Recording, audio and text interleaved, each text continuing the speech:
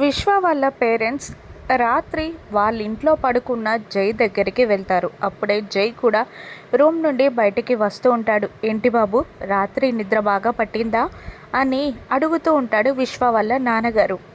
బాగా పడుకున్నానండి అని ఆన్సర్ చెప్తూనే కార్ మెకానిక్ కూడా వచ్చేస్తున్నాడండి.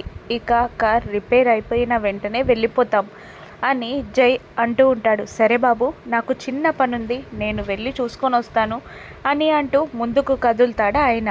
ఇక విశ్వ వాళ్ళ అమ్మ కూడా వెళ్ళిపోబోతూ ఉండగా జై, ఆంటీ మీ పని మనిషి ఎక్కడా అని అడుగుతూ ఉంటాడు.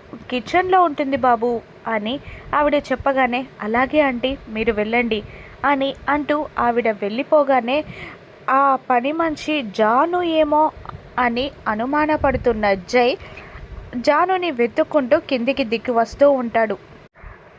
డిషెస్ని వాష్ చేస్తున్న జాను మెట్ల మీది నుండి కిందికి దిగి వస్తున్న అలికిడిని వింటూ ఉంటుంది. వెనక్కి తిరిగి చూస్తుంది జాను. అప్పటికే కిచెన్ దగ్గరికి వచ్చి ఎంట్రన్స్లో నిలబడి చూస్తూ ఉంటాడు జై. జైని చూసిన జాను షాక్ అవుతుంది. జానుని రెడ్ హ్యాండెడ్గా పట్టుకుంటాడు జై. ఇక జానుని వెంట తీసుకెళ్ళిపోతాడా?